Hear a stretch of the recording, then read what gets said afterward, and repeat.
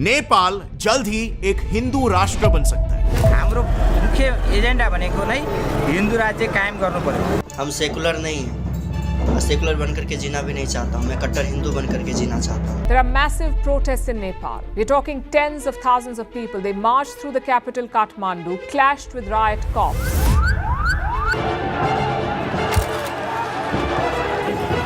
आज पूरे नेपाल में मैसिव प्रोटेस्ट छिड़ चुके हैं। ये प्रोटेस्ट पिछले 5 से 6 महीनों से चल रहे हैं और जनता की सिर्फ एक ही मांग है, नेपाल को फिर से हिंदू राष्ट्र बना दो। नेपाल में एक बार फिर से हिंदू राज स्थापित कर दो।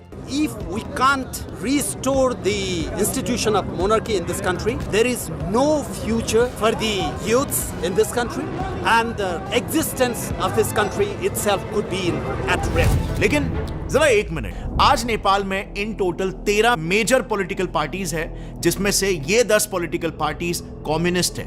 नेपाली कांग्रेस पार्टी ये एक सेंट्रिस्ट पार्टी है, राष्ट्रीय प्रजातंत्र पार्टी ये एक राइट विंग हिंदू पार्टी है और जनमत पार्टी ये कास्ट बेस्ड आइडियोलॉजी वाली पार्टी है। पर आज नेपाल में सरकार इन 4 पार्टीज की कोएलिशन गवर्नमेंट है जो सारे कम्युनिस्ट है और यही वहां के इन प्रोटेस्ट के पीछे के कारण भी है। बट अब अगर हम 18वीं सदी या उससे भी पहले जाए तो तब नेपाल पर कई सारे हिंदू डायनेस्टीज का राज हुआ करता था, जैसे 12,000 साल पहले मिथिला किंगडम जिसकी राजकुमारी सीता मां थी। फिर अगर हम 4th से 9th सेंचुरी तक की बात करें तो यहां पर लिच्छावी डायनेस्टी का राज हुआ करता था, जिसकी राजकुमारी जैनिज्म के फाउंडर वर्धमान महावीर जी की मां त्रिशाला थी।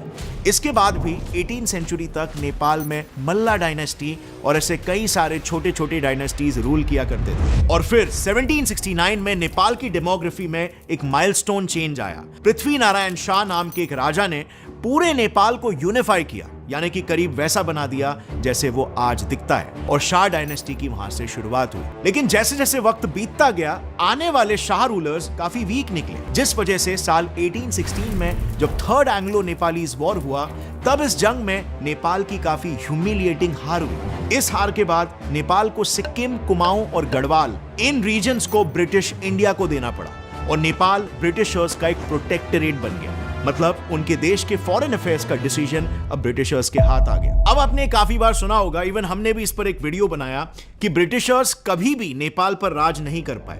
तो जानते हो उसके पीछे की वजह क्या थी? तो जब शाह राजा कमजोर हो गए, उनकी इस कमजोरी का फायदा उठाया उनके राज्य के पीएम जंग बहादुर राणा ने। उन्होंने नेपाल का पूरा कंट्रोल अपने हाथों में ले लिया और तब से नेपाल में राणा डायनेस्टी की शुरुआत हो गई। अब इन राणा रूलर्स की ना सोच थोड़ी सी अलग थी। उन्होंने पावर में बने रहने के लिए ब्रिटिशर्स को सपोर्ट करना शुरू कर दिया। इनफैक्ट उन्होंने तो अंग्रेजों के साथ एक डील तक साइन कर ली कि ब्रिटिशर्स नेपाल के फॉरेन अफेयर्स संभालना कंटिन्यू कर सकते हैं और राजा खुद नेपाली गुरखा सोल्जर्स को ब्रिटिश आर्मी में रिक्रूट होने के लिए सप्लाई करेंगे। अब ब्रिटिशर्स बहुत ही जल्दी समझ गए कि गुरखा सोल्जर्स उनके लिए बड़े काम के, क्योंकि 1857 इंडिया के first war of independence, Afghan war और दोनों वर्ल्ड वॉर्स में उन्होंने ब्रिटिशर्स की काफी मदद की थी। प्लस वो समय ब्रिटिशर्स डिफरेंट कॉलोनीज क्रिएट कर रहे थे, तो उन्हें मिलिट्री मसल की जरूरत थी और ये गुरखा सोल्जर्स वो परफेक्ट मिलिट्री मसल का काम करते, और इसीलिए उन्होंने नेपाल को अपनी कॉलोनी बनाने के बदले राणा का ये प्रस्ताव स्वीकार कर लिया और 1923 में उनसे एक फ्रेंडशिप ट्रीटी साइन करके नेपाल की सॉवरेनिटी को रिकॉग्नाइज किया। अब इसी बीच साल 1947 में भारत आजाद हुआ और अंग्रेज देश छोड़कर चले गए। इस बीच 1948 में नेपाल का पहला कॉन्स्टिट्यूशन बनाया गया, जिसमें राणा रूलर्स ने खुद को ऑन पेपर नेपाल की सुप्रीम अथॉरिटी और पीएम डिक्लेयर कर दिया। पर ऑफ कोर्स आगे चलकर ये ज्यादा सालों तक टिकने नहीं वाले थे, क्योंकि नेपाल के रूलर्स के साथ नेपाल का कॉन्स्टिट्यूशन भी बहुत जल्द बदलने वाला था। सो इंडिया के क्विट इंडिया मूवमेंट से 2 लोग केपी भट्टाराय और बीपी कोइराला काफी ज्यादा इन्फ्लुएंस हो गए थे। उन्होंने अपने देश में नेपाली कांग्रेस की स्थापना की और नेपाल में राणा रूल के अगेंस्ट ये 2 बड़े प्रोटेस्ट छेड़ने लग गए। इन दोनों ही प्रोटेस्ट कहो या मूवमेंट्स कहो, में जनता ने साथ आकर बस एक ही डिमांड रखी, नेपाल को राणा राज से हमेशा के लिए आजाद कर दो और यहां पर डेमोक्रेसी की स्थापना करो। इंटरेस्टिंगली नेपाल में डेमोक्रेसी एस्टैब्लिश करने के पीछे इंडिया का एक बहुत बड़ा हाथ था, और यही वो दौर भी था जब इंडिया का नेपाल की पॉलिटिक्स में इन्फ्लुएंस एकदम से बढ़ गया था। इंडिया ने 1950 में ही नेपाल से फ्रेंडशिप ट्रीटी साइन की थी, जिसका क्लॉज 7 क्लियरली ये कहता है कि दोनों देशों के बॉर्डर्स एक दूसरे के लिए ओपन रहेंगे। उनके सिटीजन्स दोनों देशों में रहने से लेकर लैंड तक ओन कर सकते हैं, सब कुछ फ्रीली कर सकते हैं। और इसी फ्रेंडशिप के तहत इंडिया ने नेपाल में इंडियन आर्मी को भी तैनात कर दिया था। अब देखो, बात कुछ ऐसी है ना, हमारे देश के सिक्योरिटी के पॉइंट ऑफ व्यू से भी नेपाल की स्टेबिलिटी और वहां पर एक प्रो इंडिया गवर्नमेंट होना इंडिया के नेशनल सिक्योरिटी के लिए काफी ज्यादा इंपॉर्टेंट था, और आज भी है, क्योंकि वरना चाइना जैसे कंट्रीज इसका फायदा भरपूर उठाएंगे। इसी बात को उस वक्त भी ध्यान में रखते हुए इंडिया ने नेपाल में प्रोटेस्ट लीड कर रहे नेपाली कांग्रेस, राणा रूलर्स और जो राणा से पहले शाह रूलर्स थे, उनके शाह रूलर त्रिभुवन को बुलाया और उन तीनों के बीच में एक पीस एग्रीमेंट साइन करवाया, जिससे वहां के प्रोटेस्ट स्टॉप हो गए और वहां पर एक स्टेबिलिटी आ गई। इस एग्रीमेंट में बेसिकली दो मेजर चीजें डिसाइड हुई। पहला कि राणास का रूल नेपाल में खत्म हो जाएगा, और दूसरा शाह रूलर्स के साथ मिलकर अब से इलेक्शंस कंडक्ट होंगे, जिसमें डेमोक्रेटिकली इलेक्टेड सरकार ही नेपाल को रूल करेगी। और इसके लिए नेपाल का दूसरा कॉन्स्टिट्यूशन ड्राफ्ट किया गया। मतलब बेसिकली नेपाल ऑफिशियली एक कॉन्स्टिट्यूशनल मोनार्की बन गया, सेम जैसे आज ब्रिटेन का केस है। वहां पर राजा स्टेट हेड जरूर है, लेकिन सरकार को लोग ही इलेक्ट करते हैं जो एक्चुअली देश को चलाती है। बट इस केस में राजा के पास भी स्ट्रॉन्ग पावर्स थे नेपाल के केस में, जैसे नेपाल की मिलिट्री राजा के अंडर ही थी। So now as it was decided in the agreement, Nepal में इलेक्शंस कंडक्ट किए गए, डेमोक्रेटिक इलेक्शंस, और Nepali Congress party elections finally जीत गई। अब 1951 के बाद कुछ सालों तक सब कुछ सही चल रहा था, अंटिल 1955 जब शाह राजा त्रिभुवन की अचानक डेथ हो गई और राजा महेंद्र ने गद्दी संभाली। अब इस नए शाह रूलर की कांग्रेस के साथ बिल्कुल भी नहीं बन रही थी, और इसीलिए 1962 में वो नेपाल में नया कॉन्स्टिट्यूशन लेकर आए, जिसमें 3 मेजर एक्शंस थे। एक, राजा ने नेपाल को वापस से कंप्लीट मोनार्की बना दिया। दूसरा, नेपाल की सभी पॉलिटिकल पार्टीज को बैन कर दिया। और तीसरा, नेपाल में पंचायत सिस्टम री इंट्रोड्यूस किया गया, मतलब कि इलेक्शन सिर्फ लोकल लेवल पर ही अलाउ किए। अब क्योंकि इंडिया का नेपाली कांग्रेस को एक स्ट्रॉन्ग सपोर्ट था, इसीलिए राजा प्रो चाइना और अल्टीमेटली प्रो पाकिस्तान बन गए। और उनके दौर में तो उन्होंने इंडिया के साथ कई सारे धोखे किए, मेजर बीइंग इंडिया के साथ वेपन परचेज का एग्रीमेंट होते हुए भी उसका उल्लंघन करके चाइना से वेपन्स इंपोर्ट करना शुरू कर दिया। दूसरा धोखा, इसी दौरान नेपाल में पहली बार चाइना ने काफी strategic road, Kathmandu Kodari road का डेवलपमेंट प्रोजेक्ट भी एग्जीक्यूट करवा दिया। और तीसरा बड़ा धोखा ये कि क्योंकि इंडो नेपाल बॉर्डर एक ओपन बॉर्डर हुआ करता था, तो पाकिस्तान ने विया नेपाल इंडिया में ड्रग स्मगलिंग और टेररिज्म फैलाना भी शुरू कर दिया था, जो ऑफ कोर्स इंडिया की सिक्योरिटी के लिए एक काफी बड़ा थ्रेट हो गया था, और इसीलिए इंडिया शांत बिल्कुल भी नहीं बैठने वाला था। इसी चीज को देखते हुए इंडिया ने एक्शन लिया, सीधे नेपाल पे ट्रेड एम्बार्गो यानी कि सैंक्शंस लगा दी। अब क्योंकि नेपाल का ट्रेड इंडिया पर हेवीली डिपेंडेंट था, तो एकदम से उनकी इकोनॉमी क्रैश हो गई, और इसका नतीजा ये हुआ कि इकोनॉमी क्रैश होते ही जनता सड़कों पर आ गई। नेपाल के सारे पार्टीज और लोगों ने मिलकर राजा के खिलाफ एक बार फिर से विद्रोह करना शुरू कर दिया, जो इतना बढ़ गया कि अंत में राजा को मानना ही पड़ा।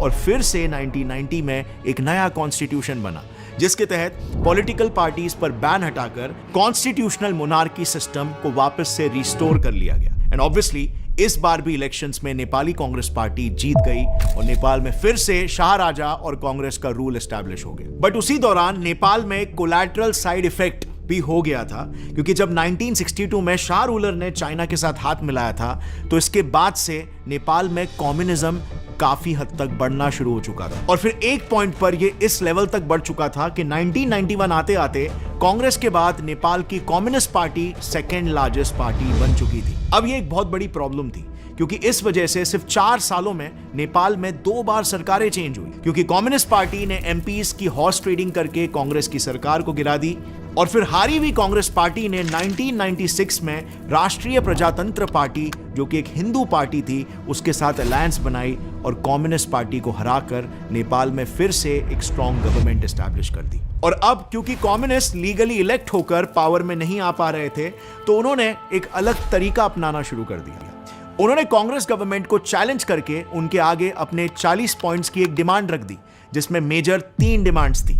नंबर 1, फ्रीडम ऑफ एक्सप्रेशन, सबको खुलकर अपने विचार रखने का हक दो। नंबर 2, 200 साल पुरानी मोनार्की को खत्म करो। और नंबर 3, कास्ट, जेंडर और नेशनैलिटी के बेसिस पर हो रहे डिस्क्रिमिनेशन को रोको।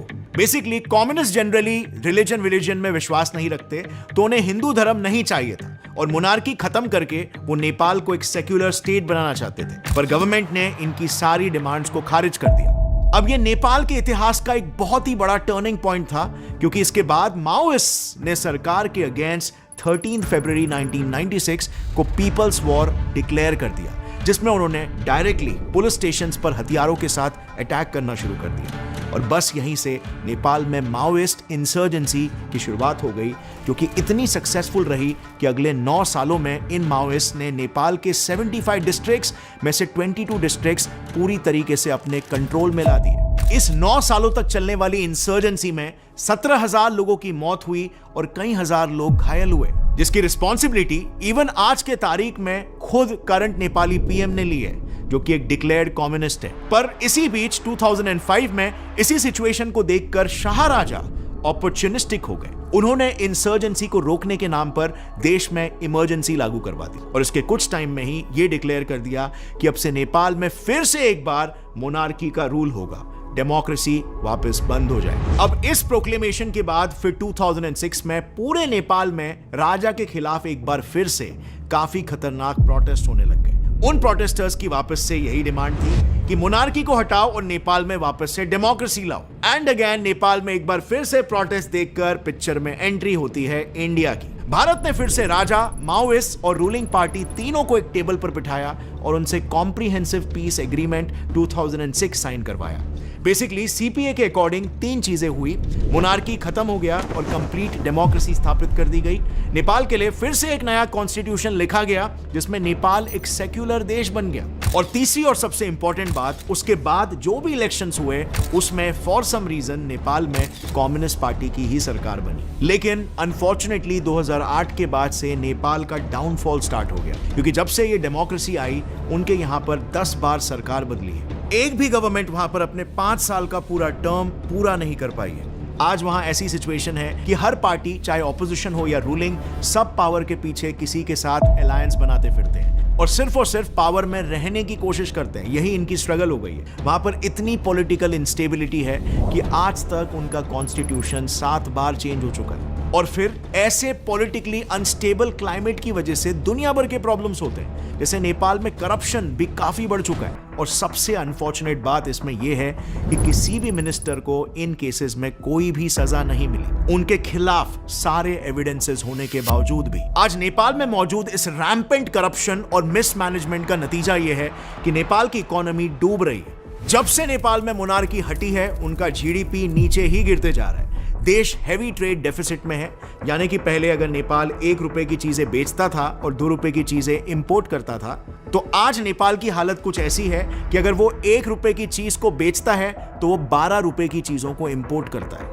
मतलब उनका ट्रेड डेफिसिट अराउंड 13 फोल्ड्स बढ़ चुका है, जिससे उनके फॉरेन रिजर्व्स काफी ज्यादा तेजी से खत्म हो रहे हैं। नेपाल में इन्फ्लेशन रेट भी 2% से 7.7% हो गया। मतलब वहां पर इन्फ्लेशन 4 गुना बढ़ चुका है और आज नेपाल में 4.6 मिलियन लोग भुखमरी से जूझ रहे हैं। कहने का मतलब यह है कि अब वहां की जनता का यह कहना है कि इससे अच्छी व्यवस्था तो हमारे राजा के राज में ही थी।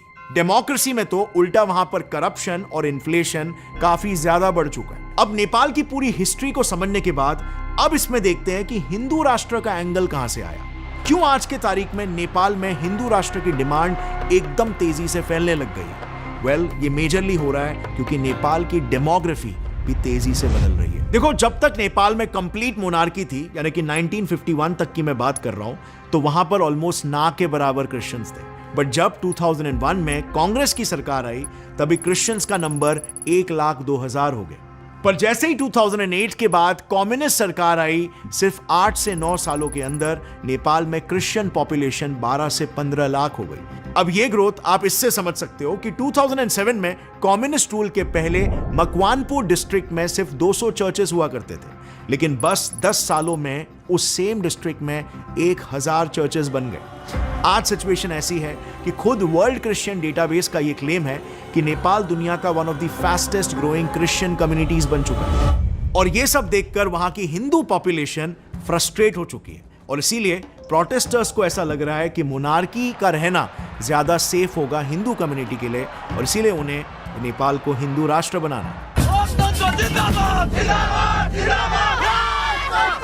अगर ये वीडियो का क्लिप आपको पसंद आया तो पूरी वीडियो चेक करना मत भूलना, लिंक नीचे डिस्क्रिप्शन में है।